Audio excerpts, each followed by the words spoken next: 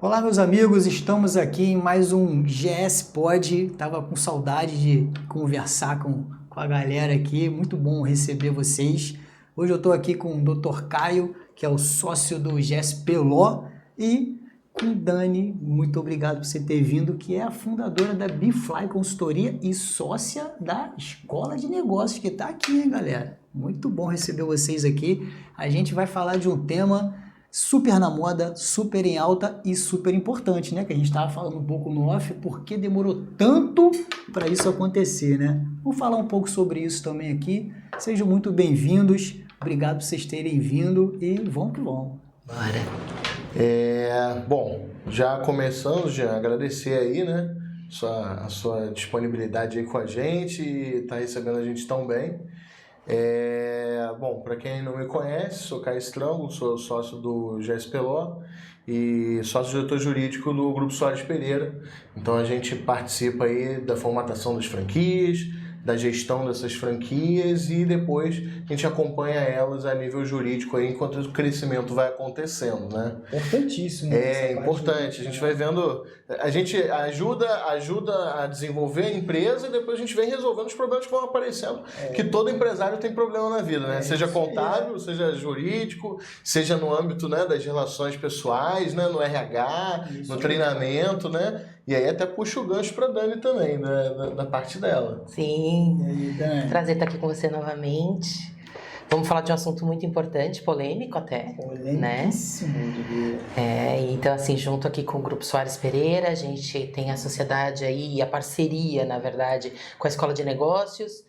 Também representamos o GSP lá em São Paulo, com franquias. Isso é muito bom, hein? Exatamente, então isso foi bem interessante pra gente nesse momento. E é isso, juntar São Paulo com o Rio e fazer o mundo dos negócios acontecer. Não é?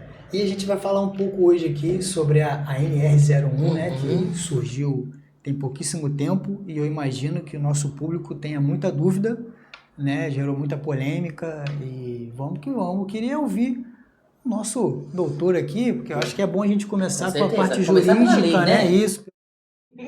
Vamos na manjedoura, né? Vamos que vamos. Então vamos lá. O que aconteceu, Jean? Na pós-pandemia, a gente tem a Organização Internacional do Trabalho e dentro da Organização Internacional do Trabalho, todos aqueles países que são signatários, né, dos tratados internacionais de trabalho, eles se obrigam a cumprir aquelas determinações que saem da OIT.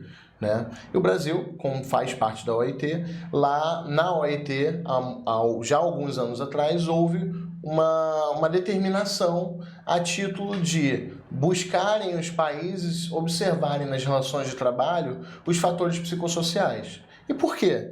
Porque é óbvio que o trabalho está ligado diretamente à nossa relação pessoal, ao nosso desenvolvimento como pessoa, aos nossos sentimentos, né? A gente sabe que aquele dia que às vezes no trabalho não vai tão bem, né, Dani? A gente acaba se sentindo um pouco pior. Naquele dia que a gente consegue algo bacana no trabalho, a gente chega mais animado em casa. Então, eu acho que tudo é complementar, né? O trabalho é complementar da nossa vida, as relações pessoais são complementares à nossa vida. E aí, feito isso, o Brasil já há alguns anos havia incorporado na NR01, para quem não sabe, né, uma norma regulamentadora, são normas que são feitas para fazer atividades de regulamentação dentro das relações de trabalho, e a NR01 ela é a mãe de todas essas normas, foi ela que instituiu isso, e é a partir dela que vem as outras normas regulamentadoras. Então ela é a principal norma dentro das normas regulamentadoras aí do trabalho. E aí, em razão disso, houve uma inclusão dos fatores psicossociais, tanto na NR01 quanto na NR17, que fala sobre as questões de ergonomia. Sim. Qual que foi o grande X da questão? O Brasil não estava preparado. Será que está hoje? Também a gente não sabe. Provavelmente não. Muito provavelmente não. Como Brasileiro que controla se está sendo aplicado ou não, né? é muito difícil. É Muito difícil. E o brasileiro ele deixa tudo para a última hora, né? Ele vai ter que. Ele quer ir no show, ele compra o ingresso do Rock in Rio, ele não compra com antecedência, ele compra um dia antes do cambista pagando mais caro. Então a gente tem que se acostumar com esse nível mais precavido empreendedor. Então, eu acho que a Dani trouxe esse tema muito bem colocado da NR01 para a gente começar a puxar. Então, nasceu da NR01 essas obrigações a gente ter que observar os fatores psicossociais dentro do ambiente de trabalho. E aí eu acho que toda a questão vem de quanto subjetivo isso é, do quanto objetivo isso vai ser, que são incógnitas que a gente ainda não tem como responder, sim, né, Dani? Sim. Mas um fator fundamental é o empresário se preparar e, principalmente, estar de olho na questão do preparo do colaborador dele, principalmente os líderes, né? Para observarem os pontos de atenção. Enfim, a gente vai falar de documentação, acho que tem muita coisa para falar, mas nessa parte de preparo, Dani, eu acho que você é melhor do que eu até para falar, né? Não, tem que falar em conjunto, né? Uma coisa assim, quando... O mais polêmico para mim, é o que a gente sempre fala, né, Caio? Como é que pode a gente ter que ter uma lei para prevenção de segurança dos riscos psicossociais e, resumidamente, saúde mental. Então, assim, olha que ponto que a gente chegou. E isso não é à toa, né? Não foi criada uma norma, uma lei para as empresas de qualquer porte, exceto o MEI, à toa. A gente passa 1/3 da nossa vida no trabalho. No mínimo, né? No mínimo, a média, né? 1/3. Eu acho que eu passo um emprego só, não faz muitas horas extras, né? O ser humano... E assim, a gente acaba se comprometendo financeiramente com coisas, com bens, com dívidas, né? Viver no nosso país não é fácil. O preço do alimento, você vai no mercado, meu Deus, é assustador de verdade, né? Eu acho que morar no Brasil é para corajoso mesmo, né? Brasileiro mesmo, que não desiste. Só por isso. Então, assim, as pessoas acabam se dedicando mais, fazendo extra.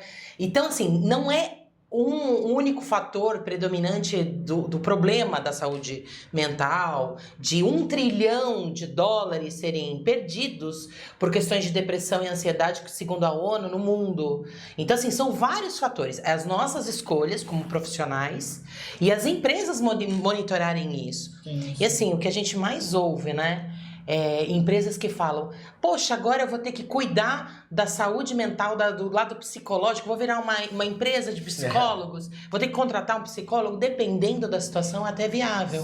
Mas qual que é o impacto disso para a empresa? A gente tem ali afastamentos, um turnover altíssimo. Esse turnover vai gerar que as pessoas tenham que aprender aquela habilidade novamente, ou seja, a gente perde um tempo. Sim.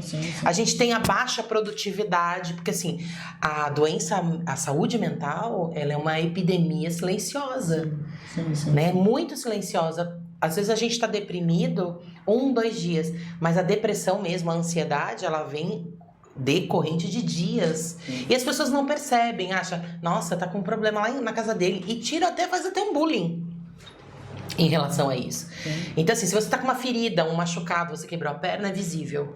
A saúde mental, não. E, assim, é muito grave a situação no país. Aumentou 43% em 10 anos o número de suicídios diante da saúde mental. Ah, mas o que as empresas têm a ver com isso? Ela tem que vigiar. Quem lidera o time? O Caio já mencionou, é o líder. Às vezes eu, como empresário, eu tenho meus líderes ali que trabalham direto com o tático, né? Com os executores ali da atividade.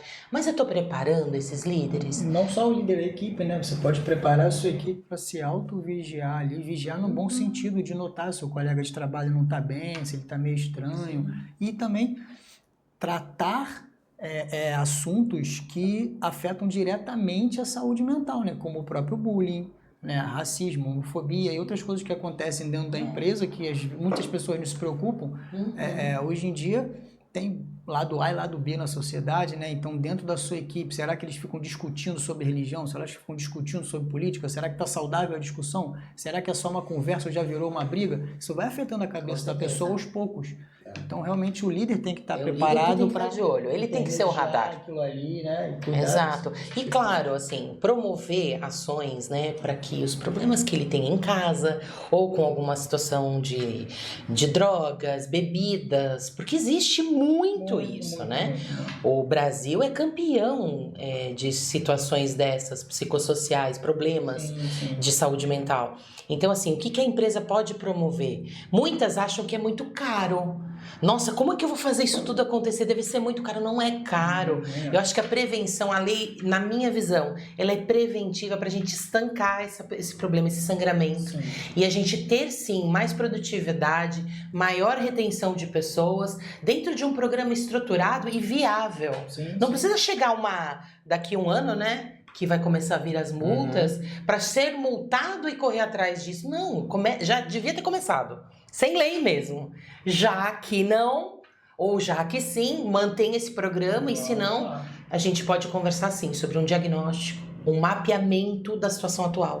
Até porque é um ponto importante, né? Até aproveitando, a gente está falando de 1 ano para aplicar multa, mas não 1 ano de vigência. Exato. Né? Então imagina isso, o reflexo disso no judiciário, se você pensar aí no período de 1 ano aí, no mínimo, né? De pessoas que ainda não estão aplicando o que a normativa determina. Sim. Então, assim, é importante de toda forma a gente se precaver. E como que vai nascer essa prevenção? Vai nascer do que a gente entende como GRO, né? Que é um conceito macro, que é o gerenciamento de riscos ocupacionais. Dentro do gerenciamento de riscos ocupacionais, existe uma série de medidas, a gente tem lá o PGR, que é a menina dos olhos hoje no que se refere à questão de fatores psicossociais do trabalho. Que era o antigo PPRA, virou PGR. Virou PGR. Exato. Né? E aí muito a gente ainda tem dúvida, né, do que a gente vai colocar num PGR, até onde a gente consegue chegar. É possível mapear. Medir, né? Exatamente. Isso medir, né? Dependendo do seu segmento. Sofre aqui dentro. Como é que tá aqui, né, o clima aqui? Qual é o nível de risco de você desenvolver uma doença psicossocial em razão da sua posição? Sim. Eu sou um vendedor, eu sofro com metas, com cobrança de produtividade, eu tenho um risco mais elevado. Eu sou uma pessoa que estou mais no background, eu faço contratação, de repente é uma parte de financeiro. Existe um risco? Existe, mas um pouco mais moderado. Uma coisa que a Dani falou, e o clima dentro daquela equipe? De repente você tá ali no back-office ali, com 30 pessoas, levando chibatada do líder, porque você tem que fazer o fechamento, tem que entregar fechamento e tal, não sei o que, para pagar a equipe e tal. E o clima lá dentro, será que isso vai ser medido também? Sabe o que Ou eu não vai acho, ser assim? medido também? E o cara que pegou o ônibus, atrasou, tropeçou, machucou Saiu com o fome. joelho, rasgou a calça, Isso. chegou atrasado no trabalho e sentou para digitar lá, pau da vida. Entendeu? E aí ele É muito virou difícil e de destratou realmente, com certeza. o lado. estagiário dele. Enfim, olha só o que a gente está chegando de complexidade, né? Até onde a gente vai. Não, mas é bom demais chegar nessa complexidade, que é até para os nossos líderes do país, né, entenderem que isso sempre existiu e verem a complexidade que é isso. Sem dúvida. Por que só agora resolveram tratar isso, né? Será que só depois da pandemia que isso surgiu? Ou isso já existe já 100, 200 anos aí? Né? Que já vem acontecendo dentro das empresas e agora resolveram ver. Por qual motivo será que resolveram ver? Agora eu vou ser polêmico, eu vou querer ver até mais a Dani, porque ela está dentro dos negócios. Começaram a ver, porque está doendo no bolso dos grandes empresários que afetam as leis, que a gente sabe que eles que acabam mandando ali, né? Ou será que realmente é por causa eles olharam para a sociedade e resolveram olhar pelo social? Né? Não. Eu acho que, sim, contra dados não há argumentos. Os dados são alarmantes de fato. E a gente só está falando de uma categoria, né, de contratação elitista. Sim, Fora tudo, os terceirizado, autônomos, os tudo. profissionais liberais. Então, assim, existe sim o monitoramento de afastamentos, o INSS, aí a sua área, os números de processos trabalhistas, tudo isso juntou, sim. Denúncia de assédio moral, assédio sexual. Isso já existia, Tudo, né? assédio moral, né? assédio sexual, Sim. e ficou naquela incógnita, o que é isso, o que é aquilo, até a gente tem uma palestra que a gente detalha o que é de fato. Por exemplo, quando a gente fala de vendas, só para pegar o gancho antes da gente falar desse tema.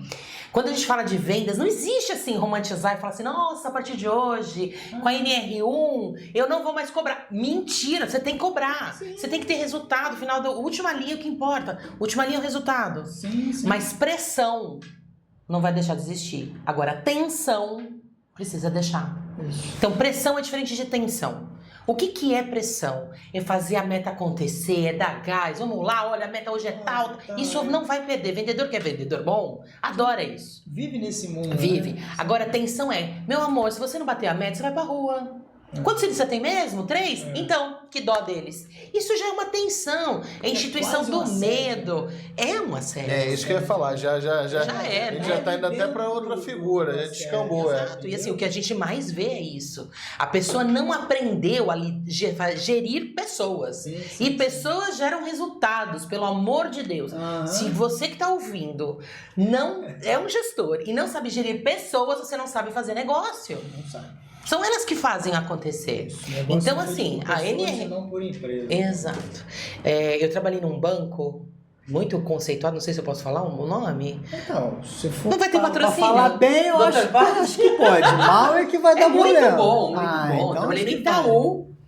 E na época o Roberto Setúbal, que era o presidente, ele no final do ano ele apagou os 4 prédios ali em São Paulo, no Jabaquara, pra quem conhece. É a coisa mais linda os prédios. Ele apagou tudo. Plof! No meio de uma sessão de Natal. Caraca. Aí ele passou um tempo e todo mundo... Aí acendeu. Bum! Esse banco, essa estrutura, organização financeira, não é nada sem vocês lá dentro. Isso foi lindo. Ai, Dani, mas é balela de... Cara, aquilo pra mim, eu levei aquilo o ano inteiro. Falei, caramba, o cara reconhece, colocou todo mundo aqui no pátio pra ver aquilo. Foi uma coisa tão simples de uma pessoa que a gente respeita, e eu respeito muito. Mudou tudo, todas as situações lá desse banco, né? São outros gestores agora, mas eu vou levar aquilo pra sempre. E aí, no outro dia de manhã, tinha uma revista com o meu nome, com os 100 anos de comemoração da empresa.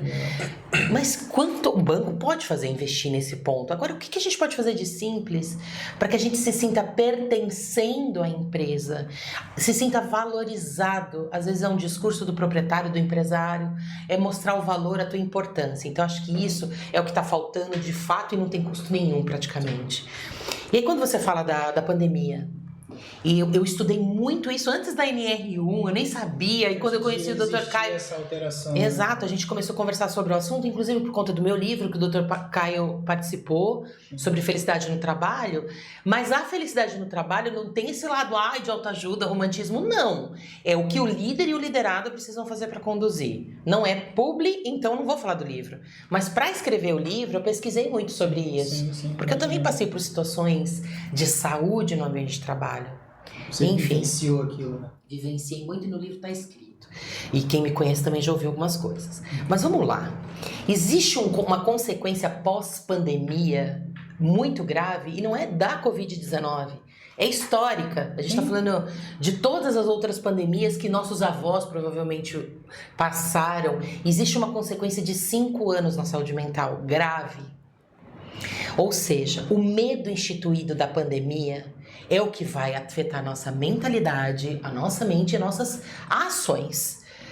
Não sei se vocês lembram, mas lá na pandemia, quando a gente se isolou, a gente tinha aquela ideia, caramba, vai mudar a vida das pessoas, as pessoas vão ser diferentes, vão ser mais cordiais, vão ser mais humanas. Foi o inverso. Foi, agora você olha, você ouve, né, na volta. Nossa, estão mais egoístas, as pessoas só pensam em si. Deus me livre que gente sem educação. Por que disso?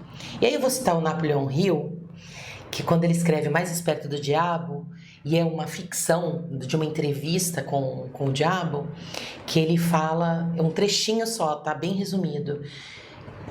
Como você entra na vida das pessoas, na mente das pessoas, para manipular as ações dela? Pelo medo? Medo é a coisa mais fácil de entrar no ser humano. Medo do quê? Ele começa falando que os 2 principais medos é o medo da morte e o medo de perder o emprego.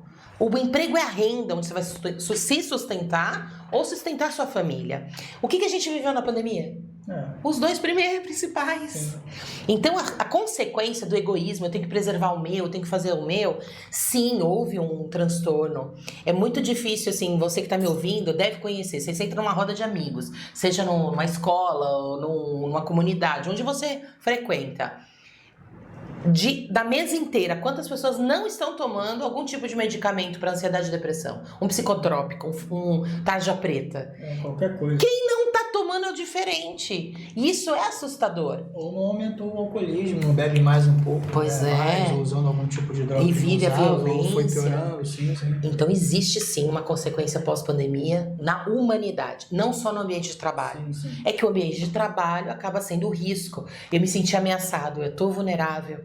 E assim, a orientação é: vamos nos preparar, vamos medir como é que nós estamos dentro da nossa equipe e fazer ações para nos prevenir dessa baixa produtividade, desse turnover alto, porque isso é real. Sim. Isso acontece. Então, nós como empresários, eu sou empresário, eu tenho um time de 25 pessoas. Eu não vou romantizar isso também, a gente tem que ser realista. Como a gente faz com que a gente preserve essa qualidade do trabalho, a saúde mental, porque as pessoas tenham uma vida agradável e sejam felizes na medida que podem, né? Aquilo que elas gostam de fazer e com um ambiente principalmente saudável. Acho muito importante essa sua fala da como podemos fazer para que a vida das pessoas seja melhor dentro da nossa empresa, aliado a outro dado que você falou, que a gente passa 1/3 da vida ou dormindo ou trabalhando, né? E o outro terço fazendo alguma outra coisa, né? 1/3 dormindo, pegando a propaganda do colchão, né? Vivendo como... Então assim, se você passa 1/3 dormindo, o outro terço trabalhando, cara, você passa muito tempo da sua vida acordado dentro do seu trabalho. E se aquele lugar for um inferno na sua vida, né, se tiverem pessoas que te maltratem ou que ou não aguentam mais trabalhar ali porque aquela função não é legal, e aí você entra com programas de RH para troca de função, né, para mudança de carreira, para conseguir viver melhor, adequação. Se o empresário não se liga nisso, ele tem perda de produtividade. Muito grande. Né? E ninguém abre empresa para a última linha ser vermelha todo mês, né? Não. A ideia é que ela seja azul e que ela dê lucro. Certeza. A gente está no mundo capitalista e é isso, é a verdade. Então eu imagino que... Seria bom a gente fazer o que a gente faz por hobby. Sim, seria muito legal, mas não é. Né? Ninguém tem um salário garantido no final do mês ali. Ninguém nasceu herdeiro. Tem que trabalhar, né? Não é? Então, assim, e volta àquela polêmica que eu lancei lá atrás. Na sua percepção, tem mais a ver com a baixa da produtividade como um todo, ou realmente o governo olhou e falou, não, vamos cuidar do pessoal aqui? Eu acho que tem a ver com a baixa produtividade como um todo, o volume de pessoas tratando saúde mental, ansiedade e depressão no SUS, porque tem um custo homérico. Né? Sim. Sabe quanto que aumentou de 3 anos para cá a faixa de depressão e ansiedade entre crianças de 10 a 14 anos? 2.500%. Nossa, é muita coisa. Muita coisa. É muita coisa. E assim, os convênios médicos, né? Quem tem o convênio privado, o próprio SUS. Porque daí a gente está falando de lei, a gente está falando do governo. Então, assim, existem casos absurdos que a gente ouve, principalmente, é uma pauta muito pesada, sabe? Sobre suicídios. Sim. Eu conheço 3 empresas que tiveram, assim, até o gestor de RH tendo que ser internado por toda a pressão que ele estava vivendo, porque a empresa uma delas, né, não estava bem financeiramente, ele tinha aquele compromisso e não tinha o alinhamento dos gestores, do empresário, ele ficava com aquele abacaxi, ele falou, eu prefiro morrer. E assim, foram 2 tentativas e hoje ele está internado, permanece internado. E a gente acha que é isolado, mas se a gente publicar isso, vai ter milhares de pessoas que vão manifestar. Mas como não é tão necessário e tão ruim falar do assunto, as pessoas acabam ocultando um pouco isso, né? Muito, né? Então eu acho sim, existe a questão da gente estar com um custo muito alto para a saúde mental, tá superando os acidentes de trabalho nas indústrias. Olha isso. Que a gente tá falando de EPI, né? O Dr. Caio sabe de toda essa regra. E como é que tu bota um EPI nesse caso? Né? Eu consigo fiscalizar um capacete, uma botina, para entrar num estoque, ou entrar numa fábrica, uma luva de proteção. Agora, tá pior a cabeça da pessoa, né? Do que o EPI. Existem EPIs, sim, pra gente tratar, só que são comportamentos que normalmente vêm da liderança. Tu levantou uma pulga aqui atrás da minha orelha. Agora acho que o Caio vai conseguir, talvez, ajudar mais nisso. Você falou muito do judiciário, né, que é capaz de sobrecarregar, porque é muito subjetivo, né, o judiciário entender. Cumpriu ou não cumpriu a norma, fez ou não fez, veio uma denúncia de que você não estava cumprindo e tal, pá. E eu fiquei olhando e pensando o que você falou, assim, como identificar se a norma está clara ou se realmente ficou subjetivo, identificar que a empresa não cumpriu a norma e que realmente foi culpa dela e não foi um fator social externo. Isso ficou claro ou você, olhando para o mundo jurídico, tu falou, lascou? Não Vai ficou ser claro. uma loucura. Não ficou claro. A verdade é essa. A verdade é que hoje a gente tem, na inclusão da letra da normativa, observar fatores psicossociais do trabalho. E o que é um fator psicossocial do trabalho? Pode ser qualquer coisa que se relacione ao seu trabalho e que tenha natureza psicossocial. Acho que esse que é o grande paradigma que a gente está vivendo hoje, né? No direito a gente tem algumas, vou ser até crucificado, modinhas, vamos dizer assim, dentro do âmbito jurídico, né? Então algumas teses vão sendo lançadas e aí todo mundo vai naquele efeito manada, bota isso tudo para funcionar e aí daqui a pouco, quando não funciona mais a tese, isso bate lá no STF, aí o Supremo vem reformando. Essa é a loucura do judiciário. E aí como é que a gente vai fazer isso com fatores psicossociais que podem ter origens diversas, Sim. que podem ter aplicações diversas e que podem ter resultados, como a Dani falou, diversos. Eu posso ter uma depressão, como eu posso ter um cara cometendo um suicídio. Como é que a gente vai metrificar isso? Como é que a gente vai saber até onde a gente vai? Se veio da empresa, É se isso. já veio de outra Qual é a emprego, responsabilidade da empresa numa discussão que ele teve de trânsito a caminho? Sim. Ah, mas ele estava dirigindo o carro da empresa? Não estava? Todos esses são pontos que até agora, por mais que se discuta, ninguém sabe.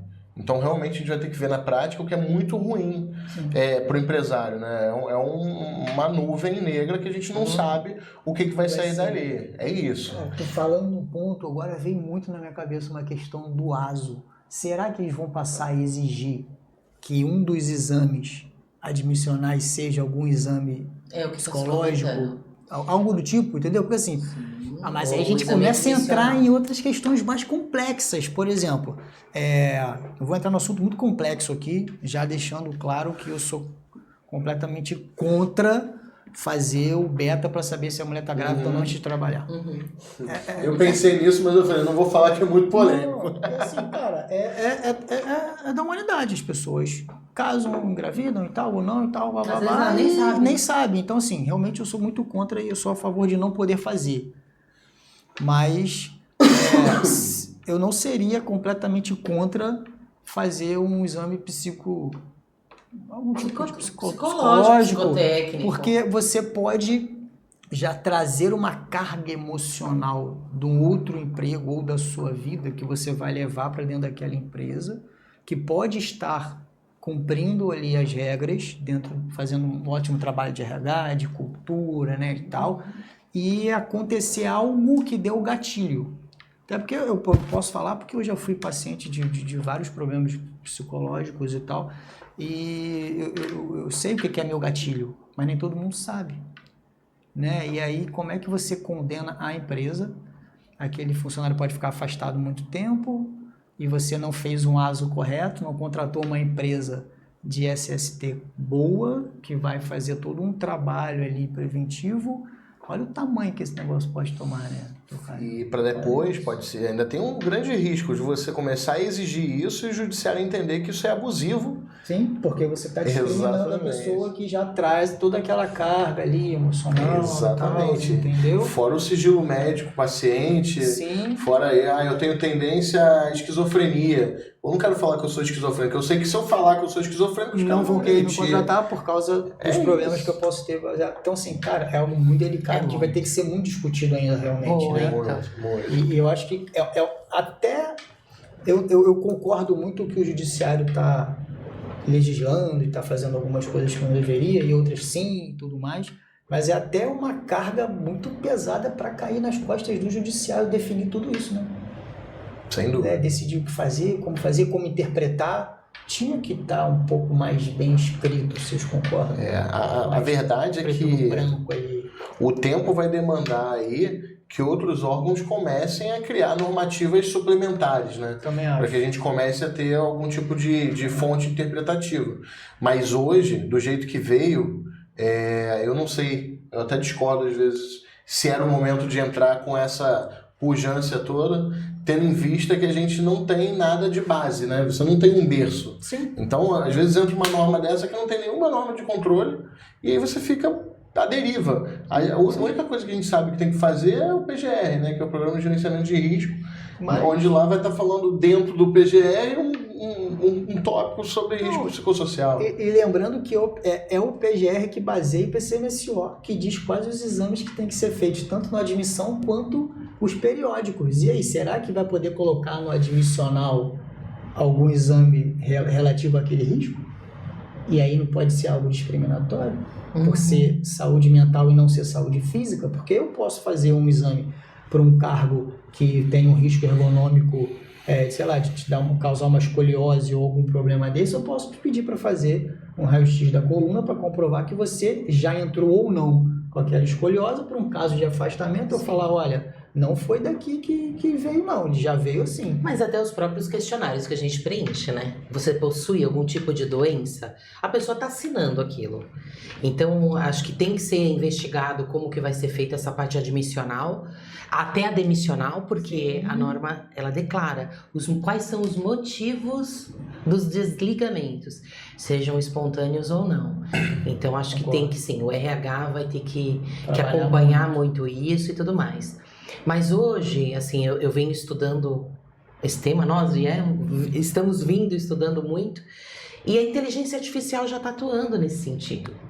A gente já tem aqui um mapeamento e um diagnóstico junto com um parceiro nosso, onde a inteligência artificial faz todas as perguntas e ela já dá o diagnóstico entre o moderado e o grave, para que as empresas entendam atualmente. Antes a gente já tem a pessoa contratada, né? Um quadro de 20, 30 mil pessoas. Como é que está meu quadro? Eu, como empresário, sei como está? Talvez não, porque é algo que nunca nos pediram. A gente vê performance. Está entregando, não está entregando, está produzindo, está faltando, não está. Então, assim, existe, isso está com a gente aqui no grupo Soares Pereira, para mapear como é que está a sua situação. E aí geram todos os dashboards, todos os mapeamentos. E já sugere a intervenção. E já entrega cursos e palestras com médicos orientando aquele sentido. O empresário que tiver interesse, ele vai poder falar, eu quero todas as situações graves. E, claro, consultar o escritório jurídico como o do Caio, para entender o que é aquela situação, existe risco, quais são os riscos, como é que eu faço esse mapeamento e tem uma solução. Mas isso é só diagnóstico e esse plano de ação. A gente tem que trabalhar o quê? O desenvolvimento da liderança para que a gente evite essa situação ou reverta. Eu fui líder desde os meus 19 anos. Não vou falar a minha idade, porque eu parei de contar. Esse ano eu parei de contar. Mas desde os 19, eu sou líder de pessoas. E eu já recebi, e até sendo polêmica, uma moça, ela tá no meu livro, ela sabe, se ela ouvir, ela vai saber quem ela é. Eu vou mandar para ela depois desse podcast. E ela chegou extremamente traumatizada de outra empresa, para a mesma função. E ela tá numa região que é muito difícil a mão de obra especializada. E aí eu conheci essa mulher. Na entrevista, foi por vídeo, né, conferência, eu já senti que ela era fabulosa. Mas as perguntas que eu fiz para ela, era visível os traumas que ela tinha. Emocionais, totais, era um risco para mim. E aí quando eu chamei ela para bater o martelo de contrato, aí eu fui cara a cara. Aí eu falei coisas do meu coração para ela.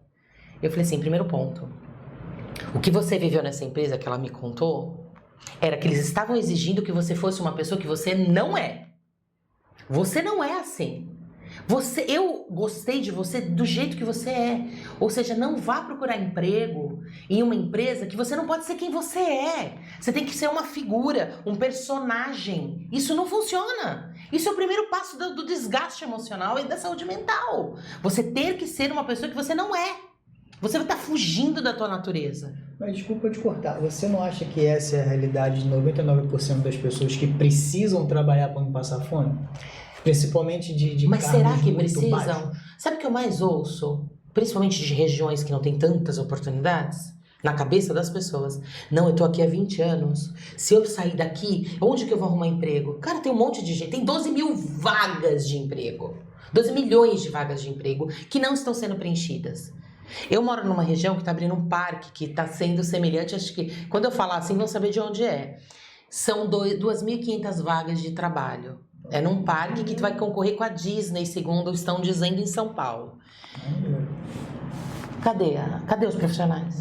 Não tem! Estão lá enfiados, talvez, numa situação de conforto, Mas de quais comodidade. são as vagas? Todos os tipos de vaga. Não, é para trabalhar no parque. É fazer atendimento, recepção, administrativo, comercial, marketing, todo tipo de função. E as pessoas estão em campanhas da prefeitura local para contratação. Então, assim, tem muito do medo de sair daquele emprego, que tem estabilidade, que você é um CLT. Para muitos isso é importante, né? E eu não vou discutir isso na outra pauta. Mas aquele registro na carteira que meu pai falou que eu tinha que ter, é importante para mim. A minha estabilidade, o meu FGTS, como é que eu vou fazer? Comprei minha casa própria, tô pagando lá os carnês, eu não vou perder os 40%, então eu vou me manter nessa situação. Aí é uma avaliação pessoal, até que ponto?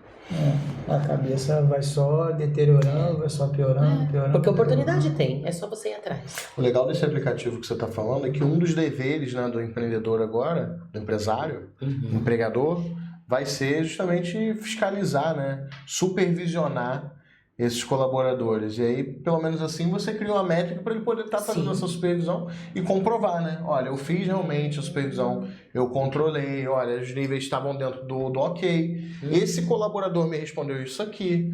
Isso é bem interessante mesmo. E aponta onde está o problema. É individual, você tem o relatório coletivo, mas você pode ter por nomes. Mas isso agora eu vou pro teu lado. Juridicamente tem respaldo, é tranquilo? Ou aquele colaborador teria que assinar, no caso, um termo de que ele pode ser investigado? Ele assina na entrada. Show. Provavelmente ele está assinando até eu olho muito esse lado, pela política de dado. Posso investigar a vida daquela pessoa. Pela política de dado, ele vai ter ali uma privacidade, né? Esse dado não vai poder ser... nunca ser publicado. Só o pessoal da RH, com o proprietário. Exatamente. Que também vai assinar que não vai publicar nada para ninguém. Sem dúvida, mas num caso judicialmente falando, a gente já pode começar a avaliar, usar esse tipo de documento. É uma possibilidade. Porque não deixa de ser digamos assim, um prontuário médico, porque você está avaliando a saúde mental daquela pessoa. E o aplicativo está evoluindo. Será que eu não posso mostrar para o dono da empresa o nome da pessoa, inclusive? Vai ter um profissional de saúde que vai olhar por trás, porque assim, tem uma IA treinada. Por quem? Por médicos. O laudo, entendeu? Sim. E aí tem esse profissional, então assim, isso tudo tem que ser muito avaliado. Isso foi muito questionado. Foi muito questionado para ela não dar diagnósticos e fazer interpretações indevidas. Então ela é monitorada todos os dias por uma equipe médica, psicólogos, e agora a evolução da plataforma é que a partir do momento que entra no grave, eu não preciso nem esperar reportar, já abre um chat ao vivo com um psicólogo. Com aquela pessoa. Com a pessoa, que mais exato. E assim, às vezes, e o que é mais legal, acho que de tudo, até pela preocupação dos empresários. Mas agora o cara tá com problema financeiro na família e eu vou responder. Não, esse mapeamento mostra onde está o problema. Então, se está lá com relacionamentos, se está em finanças, se está em saúde física, saúde emocional e o que da saúde emocional. E já direciona para módulos onde ele consegue assistir, até compartilhar com a família, junto para ter dicas. Como se fosse um YouTube, um vídeo ali. E aí, no futuro, a gente pluga com um psicólogo online, que vai ser importante. Mas o mais importante é saber, eu como líder, o que eu posso fazer ali no dia a dia para amparar a produtividade. Não para ser um psicólogo. Né? Não pode ser psicólogo a gente orienta. O SUS está aí com bons médicos, eu adoro, eu super defendo o SUS. Eu acho que tem recurso sim, depende do estado, da cidade, a gente vai ter um pouco mais de precariedade. Mas a empresa muitas vezes tem ali uma parceria, uma telemedicina ou um próprio convênio para orientar. E isso vamos levar para um lado positivo, né? Então assim, a gente tem a solução, vamos mapear, vamos diagnosticar, vamos nos proteger juridicamente, isso já é uma proteção, e vamos desenvolver a liderança. Então assim, vamos simplificar isso, né, doutor? Até que a gente tenha algo. E assim, acho que até uma pauta, essa normativa, ela já foi adiada, né, Caio? Já, algumas vezes, né? A gente já está falando aí praticamente mais de 2 anos aí de adiamentos repentinos, né, dela entrar em vigor. Entrou agora com condição de fiscalização suspendida, né, suspensa, Mas vai chegar um momento, não tem jeito, a gente tem que estar preparado. E eu acho que é o seguinte, às vezes a gente tem empresários que já falam tanto de pensar em pessoas, né? Então é uma forma dele continuar pensando em pessoas. Ou passar a pensar de verdade, né? No seu som da boca para fora, para agradar o público, né? Sim, que era feito antigamente quando você tinha os programas de SST no papel, e hoje eles têm que ser imputados no E-Social, assim como os ASOS e tudo mais. Então passou a ser obrigatório, ou você faz ou você faz, né? Então tem muito ponto de correr. Infelizmente, muita coisa no empresariado brasileiro só funciona quando vira regra, vira lei e tem multa, né? Porque senão não funciona. É o que você falou, quanto tempo que já existe esse problema de saúde mental e nem todos os empresários têm, sei lá, uma política de portas abertas, né? Assim, todas as minhas empresas, a minha porta fica aberta, mesmo se estiver fechado, mas tem política de portas abertas, né? O funcionário bate na porta, entra, fecha a porta, se quiser conversar com a gente sobre a empresa, sobre problemas que está tendo, melhorias, desabafar sobre a família, pedir ajuda. Desde que eu montei os meus negócios, eu tenho essa política. Eu acho importante ter essa política. Se você realmente, não vou dizer amigo íntimo, porque nem sempre dá para ser amigo de todo mundo, mas você se preocupar realmente com as pessoas que trabalham com você e para você, né? Olhando pelo lado social, mas olhando pelo lado da produtividade também, que é o que você falou. Eu acho que tudo caminha junto, né? Tudo caminha junto. A sociedade inteira melhora, a sociedade inteira cresce, os negócios melhoram, os negócios crescem, né? Acho que agora vai esse negócio, hein? No contábil e no jurídico a gente tem muito serviço, né? A escuta ativa tem que ser importante, tem que ser a primeira, justamente porque qual que é o nosso ativo? São pessoas, né? Sim. A gente não tem mais nada, fora isso é uma mesa, um computador. Sim, e é um estresse sem fim, né, cara? A gente tem prazo para cumprir o tempo todo, prazo, se não cumprir o prazo, toma multa, se entrega errado, multa, perde uma ação porque perdeu o prazo, porque deixou de juntar alguma coisa ali e tal. Imagina a cabeça do profissional como é que fica, né? Então, realmente tem que cuidar das pessoas. E eu acho que esse é um ponto até que me veio agora. O empresário também olhar para ele. Muito. Porque a gente está falando dos funcionários, do quadro da empresa. E nosso? Né? Quem está falando da gente? Então, assim, esse programa também serve para nós empresários. Porque a gente também precisa cuidar. A carga do empresário é altíssima. Eu vou falar que assim, a pessoa acho que deve ser mais estressada da empresa é o empresário. Provavelmente. Então, assim, a gente olhar pra gente também, pensar nisso, fazer parte do programa e... Participar, usar o sistema pra você também, exato. Né? Responder o questionário. Eu tô pra te dizer que vai ser o mais grave ali. É capaz de ser o porque assim, a gente tem na sociedade essa questão do julgamento do empresário. Porque eles ganham dinheiro às nossas custas. Não é bem assim. Isso é uma visão muito equivocada. Até porque tem muitos que nem estão ganhando dinheiro hoje em dia, né? E assim, ninguém aqui nessa mesa, pelo menos, é empresário de palco. A gente é empresário da vida real. Verdade. A gente trabalha com os nossos negócios e sabe a dor e a delícia de ser quem somos. Mas é perrengue, né? É a vida. Então a gente tem que olhar pra gente também. Desse equilíbrio, né? Eu, doutor Caio, aqui mais cedo falando, a gente vai conversar 20 minutos, já foram quase 40. E se deixar, a gente vai ficar horas aqui, porque é um tema, assim, bom de conversar, que envolve sensível, que envolve muitas questões sérias, de vários lados, com vários entendimentos, né, diferentes. Se deixar, a gente não acaba mais. É verdade. Mas a gente tem que terminar, senão daqui a pouco o episódio leva 3 horas, né? Foi muito bom a gente conversar sobre isso. Eu acho que a gente podia fazer de repente uma série sobre isso. Lanço aqui o desafio para vocês. De repente a gente trazer convidados. Legal. Pessoal de SST, né? Um médico do trabalho, alguém da segurança do trabalho e tal. A gente fazer uma série, porque eu acho que nosso público precisa ouvir, precisa entender a importância de aplicar isso no seu negócio, olhando os dois lados, tanto o lado social quanto o lado empresarial, quanto o resultado. Cuidar de quem trabalha com ou para você afeta diretamente no nosso negócio, né? Ainda mais você empresário, que o seu negócio é a sua vida. Como eu tenho 99% dos meus clientes, o negócio é a vida dele, é o filho dele, é o que dá sustento para a família dele. Então ele tem que ficar atento a isso, né? Senão o negócio não anda. Como você falou várias vezes aqui, negócios são feitos de pessoas e para pessoas, né? Então foi muito bom ouvir vocês falarem sobre esse tema. Vocês conhecem muito do tema, então é bom conversar com quem entende do tema, né? Obrigado. Espero que a gente tenha um próximo encontro. Queria pedir para vocês fazerem as considerações finais. Quer começar? Eu acho que a conclusão que a gente tem é: não adianta a gente começar a realmente se desesperar, porque tá a legislação aí, normativa tá aí, a gente tem que começar a se adequar. E eu acho que o principal, Jean, é a gente começar a ver qual que é o básico. O básico hoje a gente tem um PGR, a gente dá essa iniciativa básica do que a normativa está pedindo. E conforme isso for evoluindo, a gente vai ter que se adaptar, faz parte. Eu acho que isso vai ser mais um valor agregado no produto final, acho. Sim. Acho que os produtos podem encarecer, acho.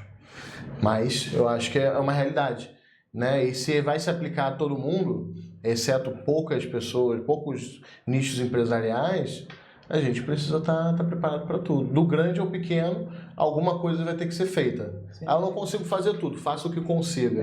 O que consegue, desculpa. É melhor do que não fazer nada. Sim. Né? Acho que essa é a reflexão, pelo menos do meu lado. Muito bom. O meu lado é simples. Falar de saúde mental, falar de trabalho, não pode ser tão pesado. Então a gente olhar para isso como uma oportunidade de a gente produzir mais, para a gente ter mais satisfação, menos turnover, mais pessoas comprometidas com o nosso resultado.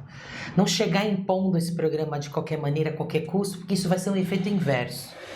A gente chegar leve. Isso sempre foi obrigação das empresas, desenvolver liderança, desenvolver pessoas. Você contrata atitude, desenvolve conhecimento e habilidades. Onde que está a novidade nisso? Então vamos encarar dessa forma. Então essa é a minha sugestão. Leve.